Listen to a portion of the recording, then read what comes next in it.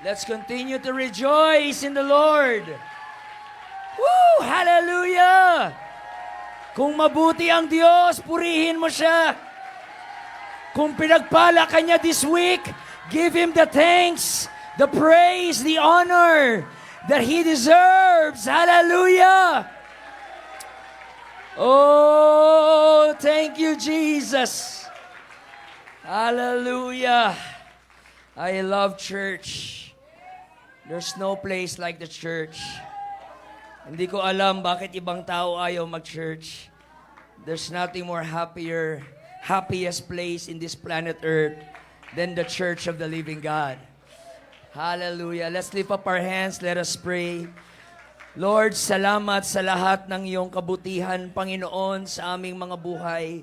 Kung aming iisa-isahin, Panginoon, kulang ang forever, O God, upang maibanggit, Panginoon, ang iyong kabutihan sa amin. Salamat sa Holy Ghost, salamat sa victory, salamat sa joy, salamat sa peace, salamat sa spiritual strength, salamat sa fellowship, salamat sa church. Thank you for our bishop, thank you for our pastor, thank you for all the leaders, thank you, Lord, for all the sound servants, thank you for the musicians and singers and ushers and media team and drivers at lahat po ng bumubuo, Panginoon, na maaring hindi ko nabanggit, O Diyos. Nakita mo ang kanilang pagpapagal, O God. And I believe they did it with joy in their hearts, Panginoon. And once again, this afternoon, move mightily in our midst, O God. We welcome you, Holy Spirit, O God. Renew your saints and save the unbelievers and restore the backsliders, O God. All the glory and the praise belongs to you alone. In Jesus' name. And everybody shout, Amen! Hallelujah! Kumamay ka muna, mga kapatid, ng 2, 3, sabihin mong, you are a special child of God. Hallelujah. May karugtong yon, mga kapatid. Kayo talaga mag-judgmental kayo. You are a special child of God. Amen. Special. Ito special child talaga to. Of God. Hallelujah. Remain standing, mga kapatid, and I think I know it's crusade, but God will speak both to the visitors and the saints, and I'm just going to give to you a word from the Lord that will speak to you straight to the heart. Okay? Straight to the heart, from the heart. 2 Corinthians chapter 12, reading at verse 7. Remain standing sa mga wala pang arthritis, mga kapatid. Mga arthritis, okay lang. Upo lang po kayo. 2 Corinthians 12, verse 7. Because of the surpassing greatness of the revelations, for this reason, to keep me from exalting myself, there was given me a thorn in the flesh. Ano yung thorn sa Tagalog? Tinik. Sorry, medyo nakalimutan ko na kasi I'm preparing going to US. So I have to practice my English proficiency. A messenger of Satan to torment me, to keep me from exalting myself. Concerning this, I implored the Lord, or I beseech, I plead, I prayed, I asked the Lord, Lord, please remove this. And he prayed for 3 times, Lord, that it might leave me. But anong sabi ng Panginoon? And He has said to me, no, my grace is sufficient for you. For power is perfected in weakness. Most gladly, therefore, I will rather boast about my weaknesses, so that the power of Christ may dwell in me. Therefore, I am well content with weaknesses, insults, distresses, persecution, difficulties for Christ's sake. And I love this line. For when I am weak, then I am strong. Sabi ni Paul, hindi galing kay Satanas, ginamit lang si Satanas. Pero sabi ni Paul, binigyan ako ni Lord ng tinik. And I want to preach to you this afternoon with the subject, Lord, salamat sa tinik. Hallelujah. Upo na kayo mga kapatid. Praise God. Wala na pong ibang desire ang Diyos sa atin, mga kapatid, than to see us humble. Walang ibang nagbibigay ng kagalakan ng Diyos, kundi makita po tayong nagpapakumbaba.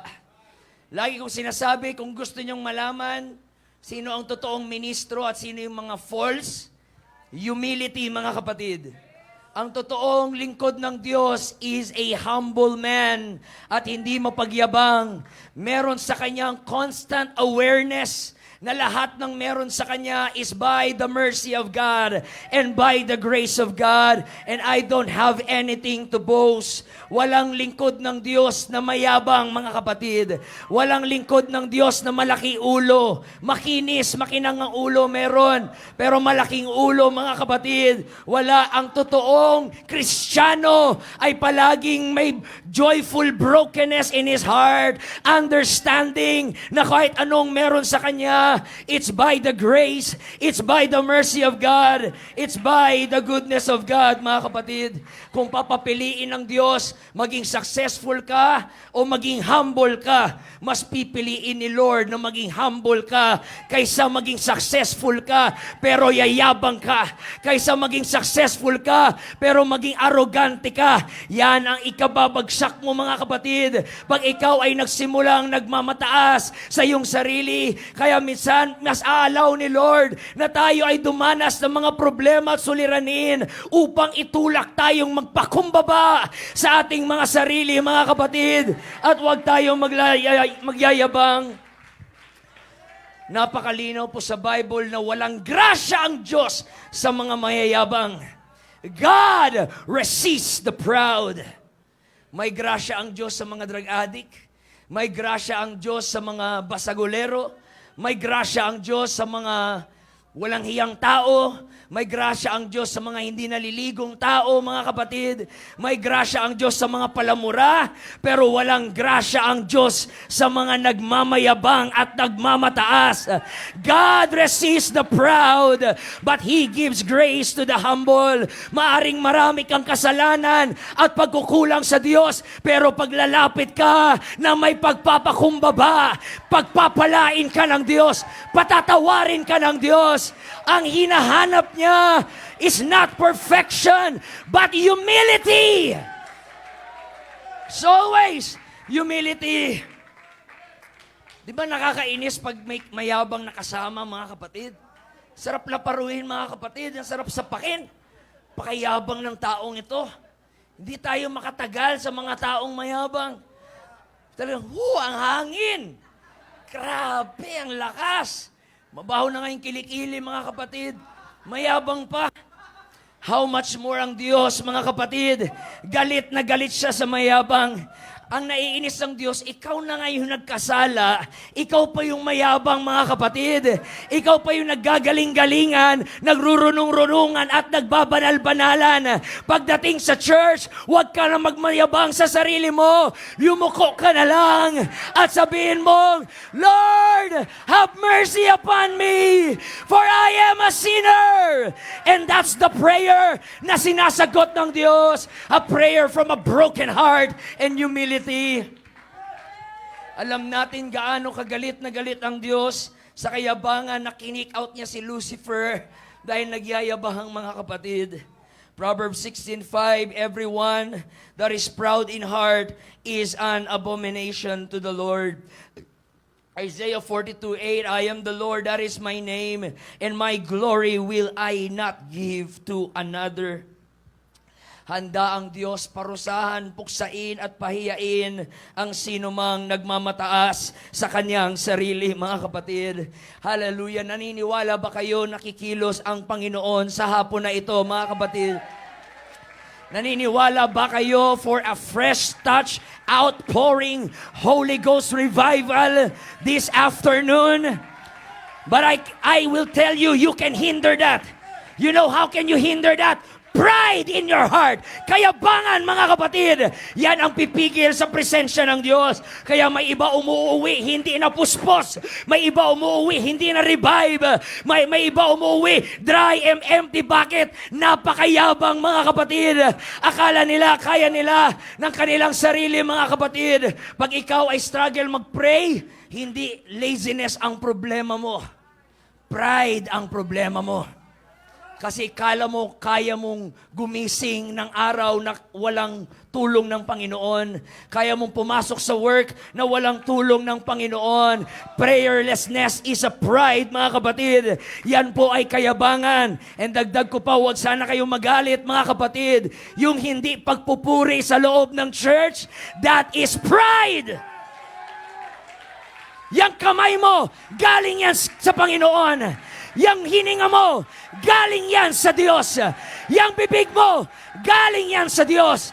Ang kapal ng mukha mo para hindi magbigay ng papuri sa Kanya. May negosyo ka ngayon dahil sa grasya ng Diyos. Naabot mo yung pangarap mo dahil sa grasya ng Diyos. Wala akong panahon para umupo lang. Wala akong panahon para manahimik lang. Wala akong panahon para tumingin lang. I'm gonna praise Him.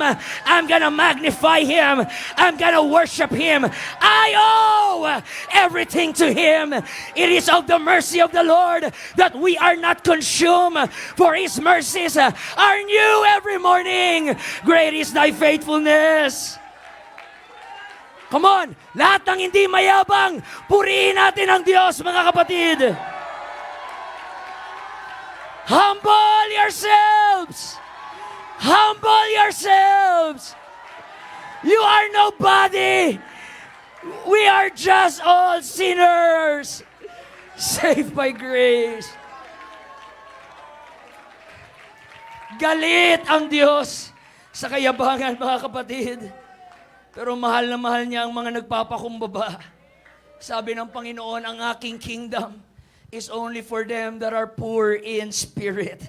Sabi ng Panginoon, hanggat hindi kayo magagaya ng isang maliit na bata, hindi kayo karapat-dapat sa aking kaharian. Because He resists the proud, but He gives grace to the humble. 2 Chronicles 7:14, if my people, which are called by my name, shall humble themselves and pray and turn from their wicked ways. Ano ang pangako ng Panginoon? Then will I hear from heaven. I will forgive their sin and I will heal their land. If you want revival this afternoon, humble yourself before God. If you want the outpouring of the Spirit of the Lord, humble yourself before God. Gusto mo ba ng kagalingan ngayon? Hallelujah, lunukin mo ang pride, lunukin mo ang ego mo, and humble yourself. At pangako ng Diyos, kikilos ang langit, kikilos ang kanyang presensya pag may mga nagpapakumbaba. Pero maging honest tayo, ang hirap kaya maging humble. Lalo na kung alam mong, gwapo ka, mga kapatid. I felt that. Hallelujah. Lalo na pag alam mong gwapo ka, ang hirap maging humble. Lalo na kung alam mong maganda ka, ang hirap maging humble. Yung mga pangit, wala kayong problemahin, mga kapatid. Pero madalas, sino pa yung pangit? Yun yung mga mayayabang eh. Pangit-pangit, yabang-yabang. Hallelujah, doon na lang dinadaan, mga kapatid. Hallelujah, ang hirap maging humble kung alam mong ikaw ang pinakamapera dito, mga kapatid. Kung alam mong meron kang mataas na edukasyon na narating, ang hirap maging humble. Meron ng mga ego yan, meron ng mga pride. Kung sa Bisaya pa na ego, yung ego. Ayaw na ayaw natin yan, mga kapatid. Hallelujah. Na matamaan yung ego. Pag alam mong sikat ka, superstar ka, hallelujah. Trending ka palagi sa Facebook, hallelujah. Napakahirap pong maging humble, mga kapatid. Lalo na kung taga-park ka. Bishop natin, General Superintendent, mga kapatid. Pastor Misha, District Youth Secretary. Praise the Lord. Hallelujah. Tapos, halos lahat mga kapatid, ang Park Church ay nilulook up. Number 1 halos sa lahat ng giving mga kapatid. Ang Park Church, tuwing GenCon, napaproud ako pag nire-report, andun lagi yung Park number 1. Say ko, mga giver pala yung mga tao doon, mga kapatid. Parang hindi halata. Hallelujah! Ang hirap maging humble kung alam mong galing ka sa sikat na church na may mga anointed singers gaya ni Sister Joyce, Sister Abby, mga kapatid, na talagang yung impact nila ay worldwide. Hallelujah! Hanggang US, North Korea, Pakistan, mga kapatid. Hallelujah!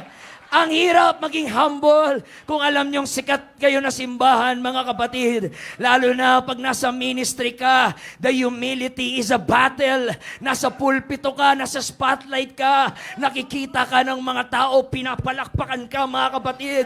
May mga nagpapapicture sa'yo. Oh, there is a little battle inside of your mind. Someone is saying, ang galing mo talaga.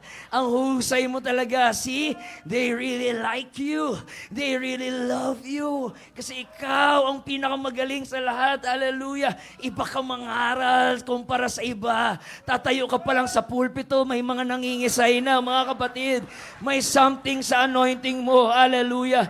Aminin natin, the higher the success, the greater the struggle for humility, mga kapatid. Napakahirap maging humble. Kasi pag sinabi mong humble ka, mayabang ka na naman. Hallelujah. Pag sinabi mong, ako kaya pinaka-humble dito. Pride na yun, mga kapatid. Paano ba maging humble? Doon sa aking scratch the surface, hindi pa rin kayo nagla-like, kaya lagi ko inuulit-ulit. Dami-dami nyo din nilalike yun, mga kapatid. Hallelujah. Sabi ko, Lord, ba't andito ba yung mga bashers na ito? Napakadaming mga bashers. Ang daming mga negative words, ang daming mga negative thing na sinasabi. But later on, na-realize ko, mga kapatid, na doon pala ako kumikita sa mga bashers. So dati ayoko ng bashers, ngayon gusto ko na. Kada bash, tumutunog, mga kapatid, ang dollars. Pero mamaya, mga kapatid, na-realize ko, thank you ako. Lord, I'm very thankful sa mga bashers. Bakit po? Na tinuruan ako magpakumbaba, mga kapatid, ng mga bashers. Yung mga bashers at negative words na yon, mga kapatid, it reminds me that I'm just a human being. I'm just a servant. I'm not God. I am not the Lord. I am not the greatest, mga kapatid. Hallelujah. Kaya huwag ka masyadong ma-in-love sa shower ng mga tao, sa mga papuri ng mga tao. It can cause pride in your heart, mga kapatid. Dapat willing kang tumanggap ng rebuke, willing kang tumanggap ng criticism, willing kang tumanggap na mapagalitan ka. Bakit? Dinudurog yung ating kayabangan, mga kapatid. Hallelujah! Thank God for the thorns. Salamat sa mga tinik ng buhay. Huwag kayong magalit sa mga taong parang negative magsalita sa inyo. Na minsan sinasabi mo, sino ka para sabihan ako niyan? Narating ka ba? Bangis mo Sampalin kita. Napakayabang na, mga kapatid. Hallelujah.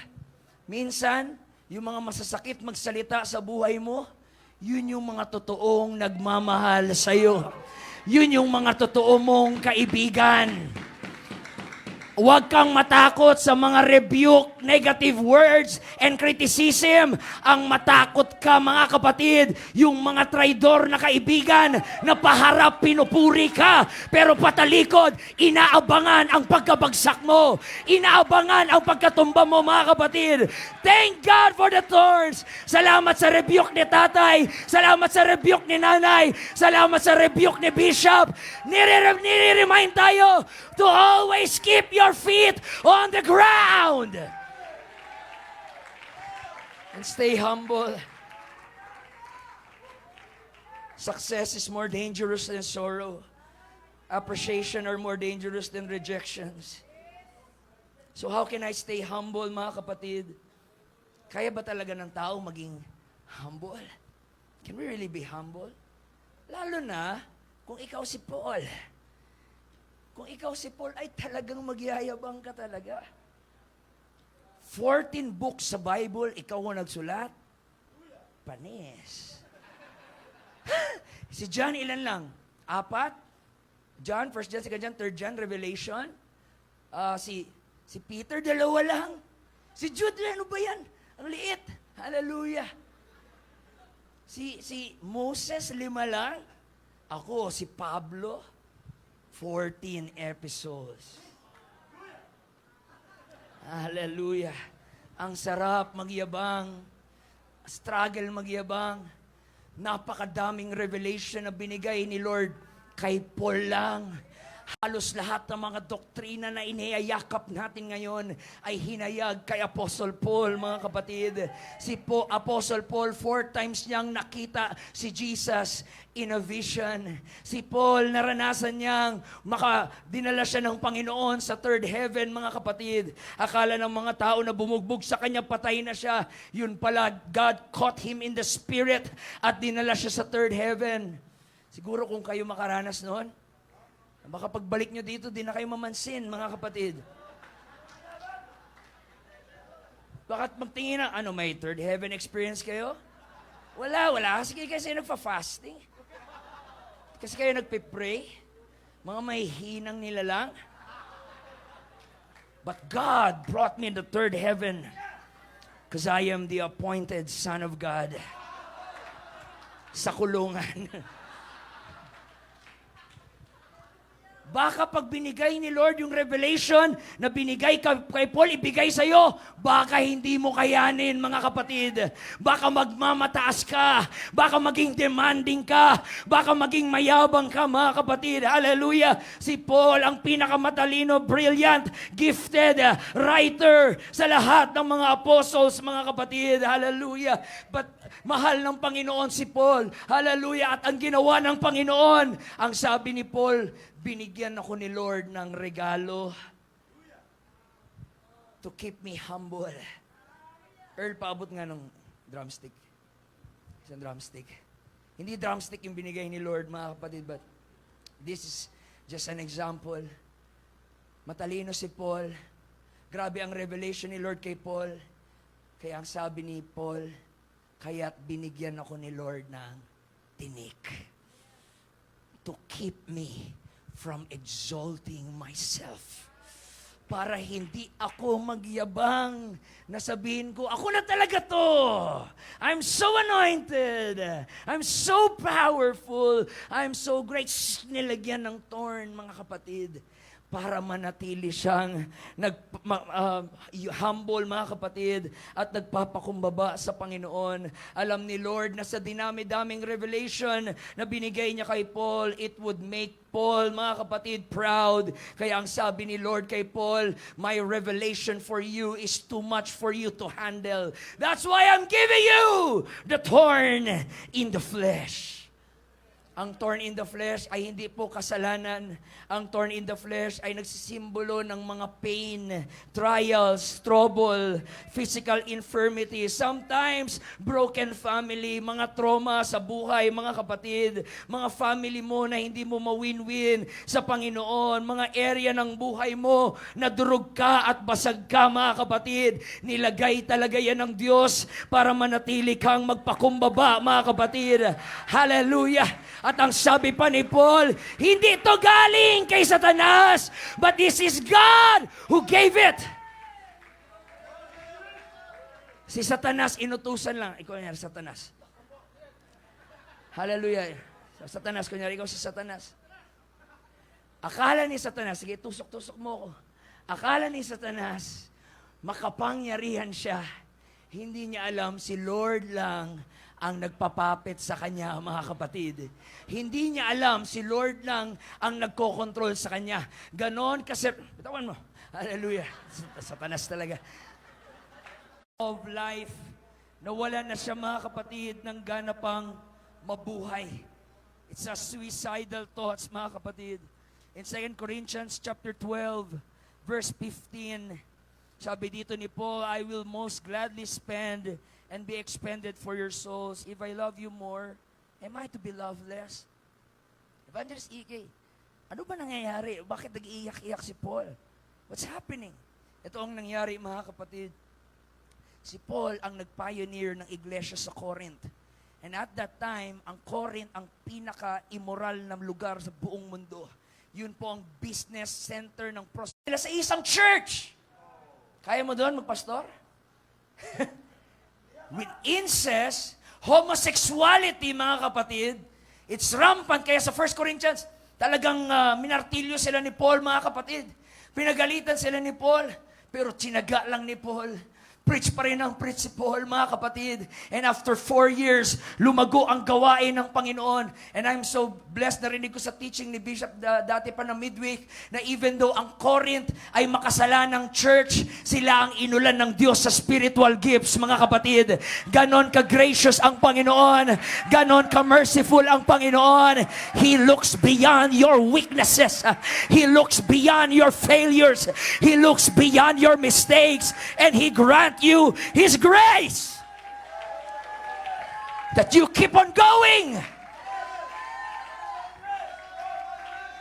Ang sabi ni Paul, alright, established na yung church sa Corinth, may mga na-mentor na ako, may mga na-disciple na ako, it's time na mag-open na naman ng ibang church sa ibang lugar.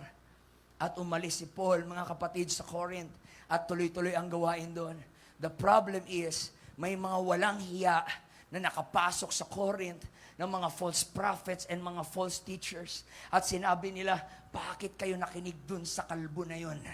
Bakit kayo nakinig dun sa Pablo na yun? Pinagperahan lang kayo nun. Hallelujah, maiba, tinake advantage lang kayo nun. Nangupit lang yun, nagnakaw lang yun sa inyo. Hindi yun totoong apostol. Pangit yun, mga kapatid. Okay na yung lahat ng paninira, pero yung paninira na pangit ka, mga kapatid, yun ang pinakamasakit eh. Hallelujah. Sabihin mo na lahat, wag lang yung pangit ka, mga kapatid, dahil totoo eh, no? Totoo eh, ang sakit eh, mga kapatid. Real tea, talagang mga kapatid. Pangit yun, bakit kayo nakinig doon? At ang nakakalungkot sa lahat, nakinig ang Corinth Church. Naniwala sila sa mga sinabi ng mga false teachers and false prophets na sumuko doon. Kaya sinulat agad ni Paul yung 2 Corinthians bilang apila sa kanila na ano bang nangyari sa inyo? After all, nagtyaga akong nag-preach sa inyo. Nag-Bible study ako sa inyo. Magdamag akong nag-pray sa inyo. May iba pa nga ako ang nag-baptize sa inyo. Ako ang nag-convert sa inyo. Bakit sa isang simpleng kwento lang, siniraan na nila ako, nakinig kayo at naniwala ako. Itong 2 Corinthians ay apila ni Apostle Pablo, mga kapatid. Kaya itong sabi ni Paul, mga kapatid, 2 Corinthians 12:15, how come that I love you more, but you love me less? But be that as it may, I did not burden you myself. Kailanman, alam nyo na hindi ako naging pabigat sa inyo. Crafty fellow that I am, I took you in by deceit. Certainly I have not taken advantage of you. Through any of those whom I have sent to you, have I? Pinadala ko si Titus, I urged Titus to go, and I sent the brother with him. Si Titus ba? Nagloko sa inyo? Baka si Titus. Did he take advantage of you as well? Did we not conduct ourselves in the same spirit and walk in the same steps? All this time, you have been thinking that we are defending ourselves to you. So pinaglalaban ni Paul, mga kapatid, mahal na mahal ko kayo. Bakit niyo ito nagawa sa akin? Ang pinakamasakit na mararanasan mo sa buhay ay wala sa labas, kundi dito sa loob ng church. The most painful thing you will experience in your life ay yung sakit na mararanasan mo sa loob ng church. Pinag-pray mo, pinag-fastingan mo, finalo up mo, inalagaan mo, naubos na nga pera mo, ginagastosan mo palagi ng Angel's Burger, mga kapatid, pinagsikapan mo, but after all, trinaydor ka. But after all, siniraan ka. But after all, ay binakbite ka, mga kapatid. Yun ang naramdaman ni Paul. After all, ng pagpapagal ko sa Corinth, they forsake me. Kaya dito sa 2 Corinthians, I know you're very familiar with this. 2 Corinthians chapter 11, verse 3. Dito na tayo sa verse 23. Sabi dito ni Paul, are they servant of Christ? Yung mga walang hiyang nagsinungaling dyan. I speak as if insane. I more so you in far more labors. Sabi ni Paul, alam nyo ba, bago ako makarating sa inyo, I have been with imprisonments, beaten times without number, often in danger of death. 5 times I received from the Jews 39 lashes, 39 times 5. Kung gusto nyo ma-imagine itsura ni Paul, tingnan mo yung likod niya. Halos wala nang balat, mga kapatid. Puro na lashes ang kanyang likod. 3 times I was beaten with rods. Once I was stoned. 3 times I was shipwrecked night and day. Palutang-lutang ako sa karagatan dahil nasira yung barko na sinasakyan ko. Wala pa ako naranasang shipwreck. Car wreck, mga kapatid. Naranasan ako. Shipwreck, wala pa. I have been on frequent journeys in dangers of rivers, dangers of robbers, dangers of countrymen, Gentiles, dangers in the city, dangers in the wilderness, dangers on the sea, dangers among false brethren. I have been in labor and hardship, through many sleepless nights, and hunger, thirst, often without food, in cold and exposure. Verse 28, anong sabi ni Paul? Apart from such external things, there is the daily pressure on me. At dito sinabi ni Paul ang kanyang reason, bakit niya natiis lahat yun? Diniis ko lahat yun for the concern, for my love, for the church. Dahil mahal ko ang iglesia, hinarap ko ang lahat ng paghihirap. Tiniis ko ang lahat ng kasakitan. Hinarap ko ang lahat ng mga panganib, pagkakulong, pagkabugbog. But ang result, he was unloved by the Corinth church. He was unappreciated. He was untrusted. But later on, habang nag-i-emote si Paul, doon niya na-realize, binigyan lang ako ni Lord ng tinik. At ang sabi ni Paul, hindi ito curse, but this is a gift from God. This is a blessing in disguise. Number 1, ano ang tinuturo sa iyo ng tinik? Ang tinik ay tinuturuan kang maging humble. Ang sabi dito, mga kapatid ni Paul, lest I should exalt myself. It's the painful things in life that protects you from being boastful, mga kapatid. Hallelujah. Sino ngayon ang aminado kayo, may pain kayo ngayon sa inyong buhay. May mga tinik kayong nararanasan sa inyong pamilya, sa inyong asawa, sa inyong health, sa inyong trabaho. Oh, don't resist that thorn. Don't reject that thorn. Don't curse that thorn. Be thankful to the Lord. Ang tinik na yan ay tinuturuan tayong magpakumbaba. Everybody shout, Lord!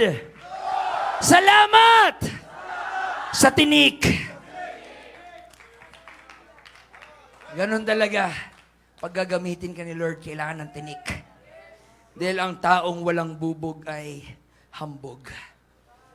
All of them that were mightily used were mightily broken. Pagkadurog, mga kapatid, kahit yung pagkamatay ni Kuya Mike, it was a preparation upang palakasin si Bishop dahil may greater promotion na darating sa kanya. Pero bago siya iangat ng Diyos, dinurog muna siya ng Diyos. May part sa buhay niyang durog para manatili siyang magpakumbaba. Ganon din sa bawat isa sa atin. Pag binigyan tayo ng tinik ng Panginoon, ibig sabihin, may promotion na parating, may elevation na parating, may blessing na parating. Pero may tinik para pag narating mo na yon, hindi ka magyayabang, hindi ka maghahambog, kundi tatayo ka sa harapan ng tao at sasabihin mo, I am what I am because of the grace of God. Lord, salamat sa tinik! Sabi ni Paul, God humbled me this way. Dinurog ako ng Diyos. Sa dami ba namang rema sa akin, kailangan niya akong lagyan ng tinik to keep me from exalting myself. Gusto niyo ba ng, hallelujah, I pray kung gusto natin ng revival sa UPC, ang kailangan sa UPC, tinik, mga kapatid. Napakadami ng mga tao ngayon porket may posisyon, may title, pa-celebrity, pa-VIP, pa-self-entitled, pa-spoiled brat, mga kapatid. Kung gusto natin ang makita ang kaluwalhatian ng Diyos, kailangan natin magpasalamat sa mga tinik na binigay ng Diyos sa ating mga buhay. Nagpasalamat na ba kayo sa tinik, mga kapatid? I know, lagi lang kayo nagtithank you sa blessing. But this afternoon, you need to thank God and shout with a loud voice at sabihin mo, Lord, salamat sa tinik, sa dalamhati, sa kapighatian, sa kalungkutan, sa mga husugat sa buhay. Salamat, Panginoon, sa tinik. Alam mo siya, kaya ralabaka.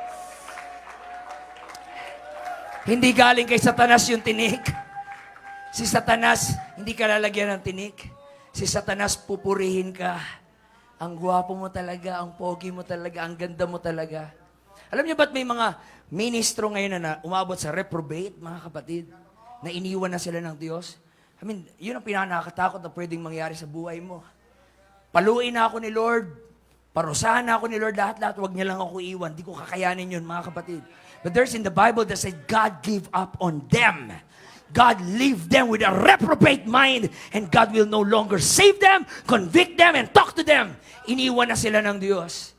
Alam niyo bakit umaabot sila sa ganung level na reprobation? Kasi ni-reject nila yung tinik na binigay sa kanila. At sinabi nila, sino ako para bigyan ng ganito? Galing-galing ko mag-preach, bibigyan ako ng ganito? Anointed ako? Pag mag-song lead ako, talagang pati mga anghel, nagbababaan. Ay, sino ako para bigyan ng ganito? Si Brother Bobby na lang. Kasi likot-likot. Bakit ako pa? I don't deserve that. I'm a great man. I'm a great woman. And you resist the thorn in your life. Na dapat prinotektahan ka, safety net mo sana yon para hindi ka ma-deceive. Dahil ang dami nagpuri sa'yo, ang gwapo mo, ang galing mo, ang anointed mo, ang husay mo. But nilagyan ka ng Diyos ng thorn, but you reject it and you resist it. At ayaw mo magpasubmit, at ayaw mo mag-surrender, at ayaw mo mag-yield sa Panginoon. At dahan-dahan, nahulog ka na sa deception, nahulog ka sa reprobation. Oh, I'm telling you right now, kung hindi dahil sa tinik, marami sa atin ngayon, matagal ka ng reprobate. Matagal ka ng backslider. Matagal ka ng wala sa church.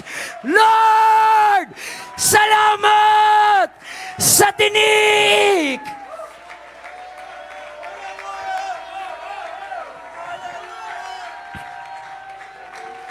I'd rather be disciplined than to be reprobate. I'd rather be chastised than to be reprobate. Paluin mo na ako lahat-lahat. Huwag mo lang ako iiwan, Panginoon. I can't live without you.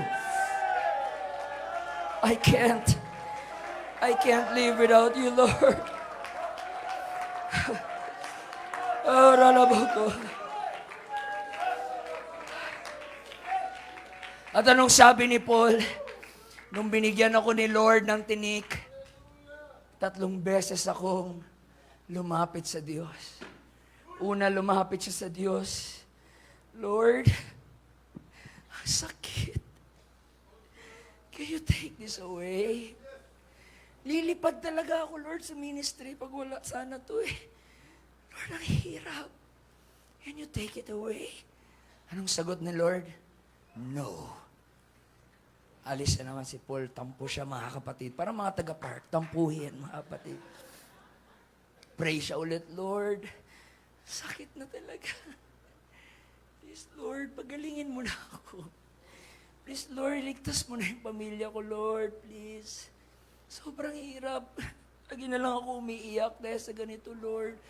Please, Lord. Nagtatandrams ka na. Please, Lord. Si Lord suplado eh. No. Ayos na naman si Paul. Taga-park yan si Paul eh. Tampuhin yan, mga kapatid. Pinagalitan kasi sa parking. Sabi, sige, last na. Sabi ni Paul, Lord, please. Ang sakit. Hindi na kaya, Lord. Hapdi ng tinik. Please, maawa ka. Ano sabi ni Lord? No. Pero ang hindi alam ni Paul, dahil sa tinik, naging close na sila ni Lord. Ang pangalawang tinuturo ng tinik ay intimacy. Dahil sa tinik, lagi ka tuloy nag-pray. Dahil sa tinik, lagi ka tuloy nagsimba. Dahil sa tinik, lagi ka tuloy na nag-ayuno. Dahil sa tinik, lagi kang lumapit sa Panginoon. At ang sabi ni Lord, yan ang gusto ko. Naging close tayo dahil sa tinik. May iba sa inyo, pag pagpapala, nakakalimot kayo sa Diyos. Pag masaya kayo, nakakalimot kayo sa Diyos. Pag may pera kayo, nakakalimot kayo sa Diyos. Pero dahil sa tinik, tinulak tayo na lumapit sa trono ng biyaya.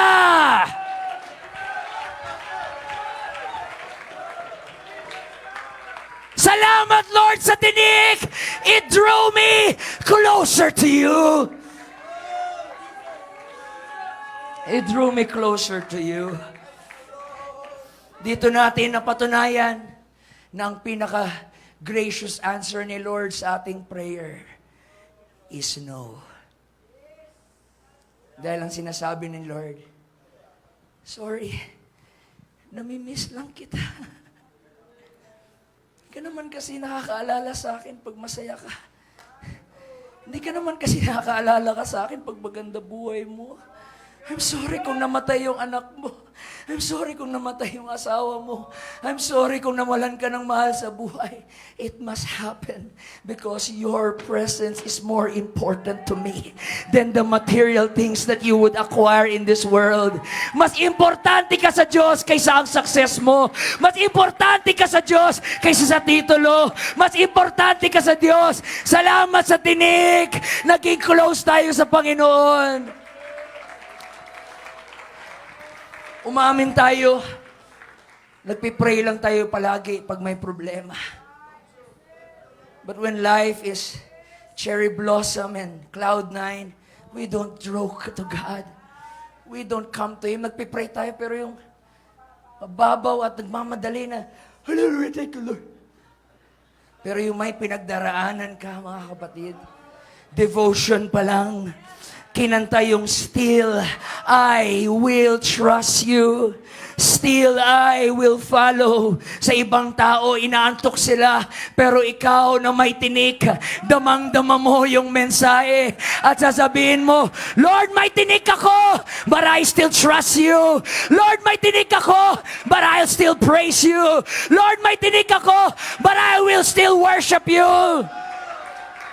Can you worship the Lord kahit may tinik ka ngayon, mga kapatid? Can you praise Him kahit may tinik? Kaya mo bang sabihin, the Lord give it, the Lord take it away, but blessed be the name of the Lord. Hallelujah! Anyhow,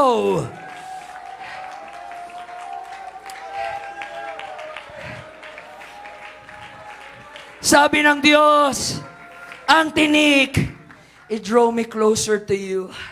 Mga bisita, yung mga trials, mga problema nyo, si Lord yan, tinatawag po kayo na lumapit sa Kanya. Na hindi mo kaya pag wala ang Diyos. Huwag mo antayin na maging worse pa ang buhay mo sa kakalalapit sa Diyos. Bawat pain ng buhay ay megaphone ng Diyos sumisigaw sa atin. Return to me. Come back to me. I am your rest.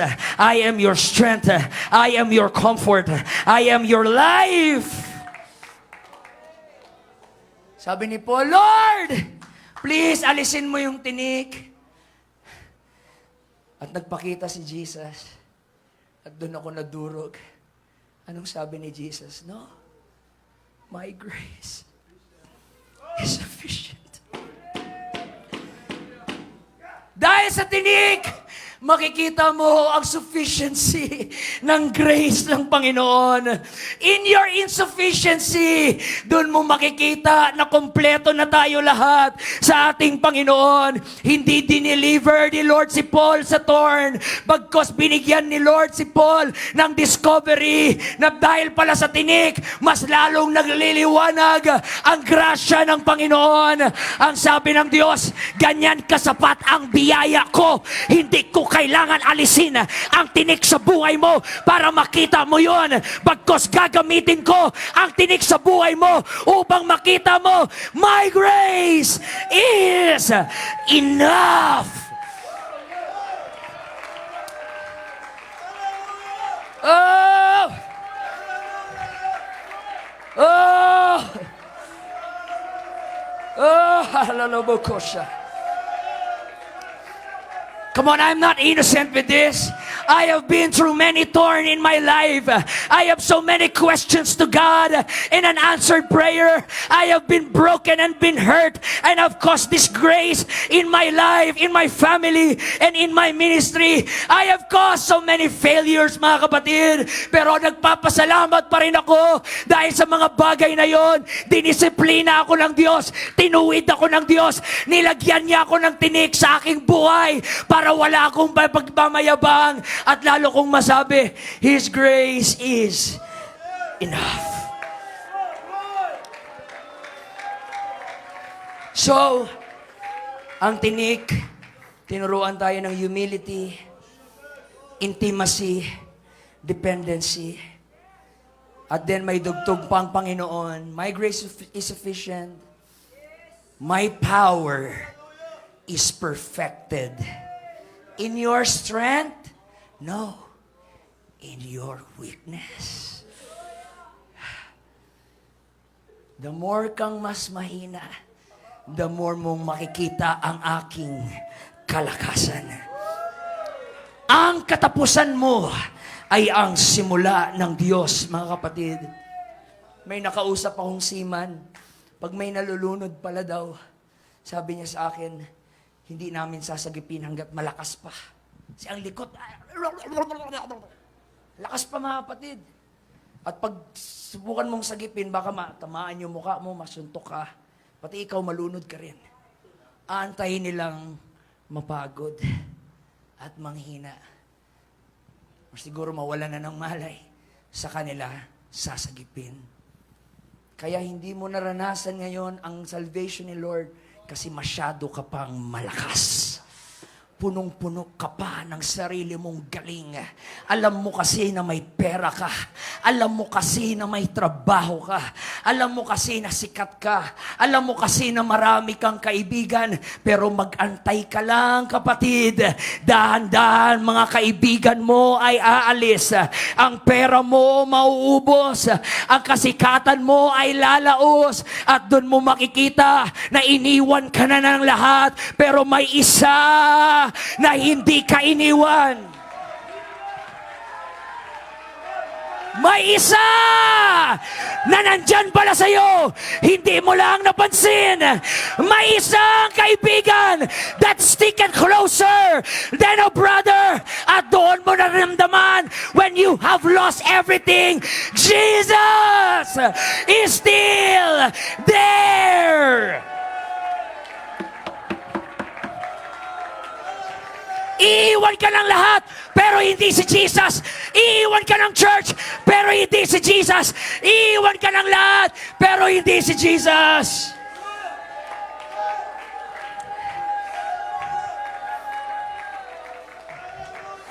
My power is perfected in your weakness. Sabi nga ng isang kanta, what if my greatest disappointment or the aching of this life is the revealing of a greater thirst this world can satisfy? What if the trials of this life, the rain, the storm, the hardest night, are your mercies in disguise? So, nung na-realize ni Paul, pira yung tinik. Tinuruan ako ng humility. Tinuruan ako ng intimacy. Tinuruan ako ng dependency. At napalakas ang aking weakness. Anong sabi dito ni Paul? Nagdrama pa ba siya? No. Nag-rejoice siya. Nag-rejoice siya. Anong sabi ni Paul? 2 Corinthians 12:10. Most gladly, I will rather boast about my weakness so that the power of Christ may dwell in me. Ang sabi ni Paul, hindi ko ipagyayabang na ako ang nagsulat ng 14 epistles. Hindi ko ipagyayabang na nakita ko si Christ 4 times. Hindi ko ipagyayabang na nakarating ako ng third heaven. Ang ipagyayabang ko ay ang aking kahinaan. Ang aking tinik, ang aking ipagyayabang, dahil sa panahon ng aking tinik, doon na luwalhati si Kristo sa aking buhay.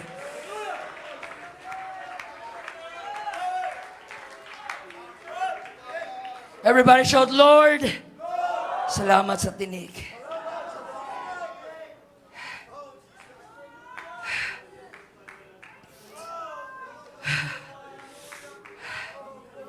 And then last word ni Paul,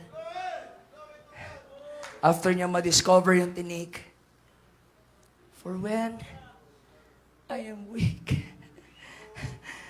then I am strong. Pag nakita niyo akong nangihina, pero malakas pa rin ako, it was not my strength. It was the strength of God. My flesh and my heart fails, but God is the strength of my life and my portion forever. Ito rin ang sabi ni David, Psalms 119:71. It is good for me that I have been afflicted, that I might learn thy statutes. Di ba ganyan naman, Brother Bobby? Hanggat hindi tayo nasasaktan, hindi tayo natututo. Sabi ni David, salamat, Lord, sinaktan mo ako. Natuto akong sumunod sa iyo. Oh, Lord, salamat sa tinik. Salamat, Lord. Salamat sa kalungkutan. Salamat sa panghiina. Salamat sa mga tragedya, salamat sa mga pagsubok. Dahil dito, mas nakita ko, biyaya mo ay sapat.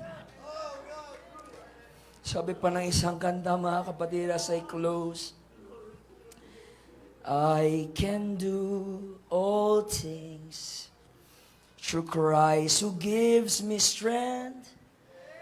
But sometimes I wonder what He can do through me. No great success to show, no glory of my own. Yet in my weakness, He is there to let me know. Verse 2, we can only know the power that He holds when we truly see how deep our weakness goes. His strength in us begin when ours come to an end. He hears my humble cry and proves again His strength is when our strength is gone. He'll carry us when we can't carry on. Raising His power, the weak become strong. His strength is perfect. His strength is perfect. Let's sing that song again. His strength is